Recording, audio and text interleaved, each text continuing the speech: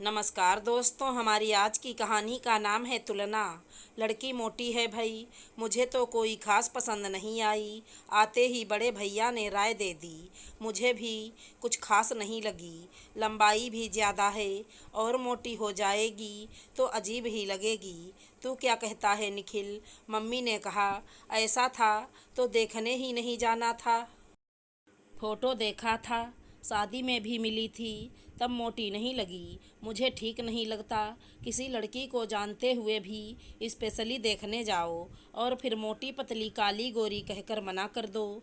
अब तो बात हो गई है, मैं मना नहीं कर सकता। निखिल ने फैसला सुना दिया। ये क्या बात हुई भला? लड़के वाले हैं तो देखने तो जाएंगे ही। पसंद आए तो हाँ कहेंगे, नहीं तो नहीं। इसमें इतना सिद्धांतवादी बनने की क्या ज़रूरत है? भाई ने कहा। निखिल अपने माता पिता का छोटा बेटा है। बड़े भाई की शादी हो चुकी है और निखिल के लिए लड़की की तलाश जारी है। इसी दौरान एक शादी में मनीषा दिखी उसे। लंबी चौड़ी हंसमुख और शरारती लड़की, बहुत पसंद आई उसे। मम्मी और भाई को भी दिखाई और मम्मी ने तो पास बुलाकर परिचय भी ले लिया। बाद में उसके मम्मी पापा से बात करके फाइनल बात करने का निश्चय किया। जाकर बातचीत भी कर ली और घर आकर ये जवाब दे रहे थे मम्मी और भाई। फिर भी नहीं माना निखिल और तय हो गई शादी। अक्सर फ़ोन पर वज़न कम करने और अपनी जेठानी की तरह बनने को बोलती सासू माँ और बहुत गुस्सा आता मनीषा को कि अभी से कंपैरिजन चालू कर दिया है।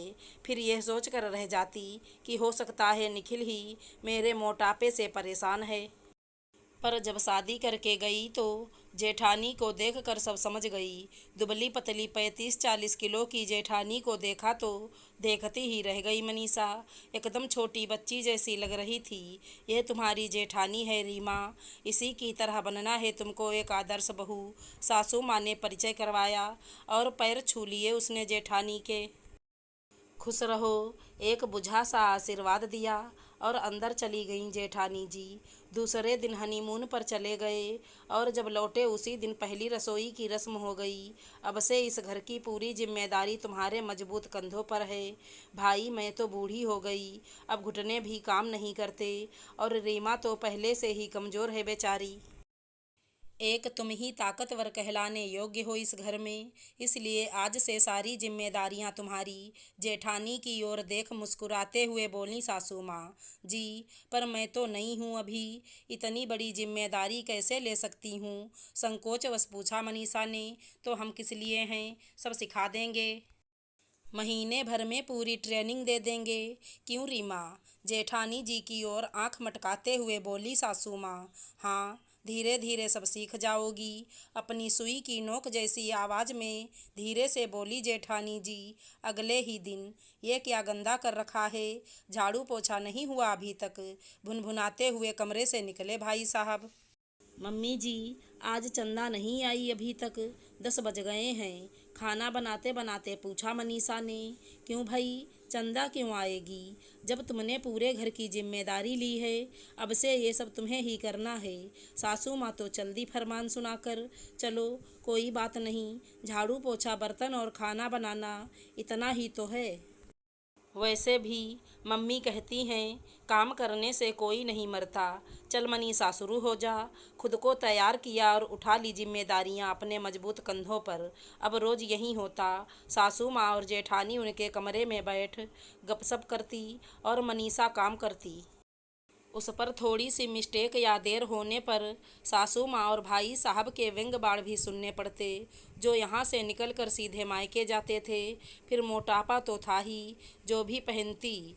मोटी लग रही हो, ये साड़ी रीमा को दे दो, उस पर अच्छी लगेगी कहकर मूड खराब कर देती सासू माँ। चुप रहती मनीषा। पर धीरे धीरे नज़र आने लगा था निखिल को भी। शादी को महीना भर ही हुआ था, इसलिए चाह कर भी नहीं बोल पा रहा था वो। पर मनीषा की दिन ब दिन गिरती सेहत और गायब होती हंसी परेशान कर रहे थे उसे, क्योंकि रोज़ रोज़ सुनकर कहीं न कहीं उसे भी महसूस होने लगा था कि वो मोटी है। और इस चक्कर में एक टाइम खाना भी बंद कर दिया था उसने। आखिर एक दिन पूछ लिया मम्मी से, क्या है ये सब, सारे काम मनीषा ही क्यों करती है और बाई भी बंद कर दी है, तो क्या हुआ, इतनी मोटी तो है, घर के काम भी नहीं कर सकती, आराम करेगी तो ज़्यादा मोटी हो जाएगी, फिर जचेगी भी नहीं तेरे साथ, इसलिए उसके फ़ायदे के लिए ही करवा रही हूँ सब। मम्मी ने सफाई दी, ऐसे घर के काम करने से पतले होते तो पहले तुम्हें करना चाहिए मम्मी, और वो मोटी नहीं है, लंबी चौड़ी है, इसलिए ऐसा लगता है, और इससे दुबली तो वो चाह कर भी नहीं दिख सकती। अच्छा होगा आप भाभी से तुलना करना बंद कर दें और उसकी मदद करें, चिढ़कर बोला निखिल। हाँ, अब अपनी मम्मी से काम करवाएगा, देखता नहीं घुटनों में तकलीफ़ है, और तेरी भाभी बेचारी दुबली पतली और कमज़ोर है, अभी बीमार हो गई तो बच्चा भी छोटा है अभी, मम्मी ने जवाब दिया। हाँ भाई, जितना खाए उतना पचाना भी चाहिए, अब इतना बड़ा शरीर है, थोड़ा हिलडुल लेगी तो कोई नुकसान नहीं हो जाएगा, भाई का तर्क था। हाँ, आपकी बात भी सही है, बहस नहीं करना चाहता था, इसलिए चला गया निखिल। अगले दिन रविवार था, खाना बनाने की तैयारी कर रही थी मनीषा कि निखिल आ गया। आज खाना मत बनाओ, हम बाहर जा रहे हैं, और सफाई भी मत करो, मैं वैक्यूम क्लीनर लाया हूँ ऑफिस के लिए, वो चेक करना है, सब जा रहे हैं। हाँ, अपना परिवार, जाओ नहाकर तैयार हो जाओ, निखिल ने कहा, और तैयार होने चली गई मनीषा। तैयार होकर नीचे उतरी तो देखा हंगामा मचा हुआ था घर में। भाई साहब काम को लेकर तो पापा खाने को लेकर, मम्मी अपनी अलग दलीलें दे रही थी और भाभी मज़े ले रही थी। इन सब से जैसे बेखबर निखिल कानों में ईयरफोन लगाकर गाना सुन रहे थे। आ गई महारानी, पता है क्या टाइम हो रहा है और ये कहाँ जाने की तैयारी हो रही है, एक पे एक सवाल दाग दिए सबने। हम सब बाहर जा रहे हैं ना, निखिल ने बोला था, इसलिए तैयार हो गई, डरते डरते बोली मनीषा। हम सब नहीं, हम दोनों जा रहे हैं, निखिल ने कहा। ये क्या तरीका है निखिल, हम सब भूखे हैं, इसने कुछ काम नहीं किया और बाहर ले जा रहा है, शर्म नहीं आती, माँ बाप भूखे हैं और बीबी को बाहर खिलाने ले जा रहा है, डांटते हुए बोले पापा। एक मिनट पापा, यहाँ सब खाते हैं क्या? हाँ तो खाना ही पड़ता है, बिना खाए कोई जिंदा रह सकता है भला? भाई बोला। झूठ, भाभी कहाँ खाती हैं, वो तो हवा पर जिंदा हैं, और मम्मी भी, निखिल ने ताना दिया। कैसी बदतमीज जैसी बात कर रहा है, भूल गया है क्या, भाभी बड़ी हैं तुझसे? मम्मी चिल्लाईं। भाभी नहीं खाती इसीलिए तो दुबली पतली हैं, घर का सारा राशन तो अकेली मनीषा ही खाती है, इसीलिए सारा काम उसे करना पड़ता है, तो मैंने सोचा उसे आज बाहर खिला दूँ तो काम से भी छुट्टी मिल जाएगी।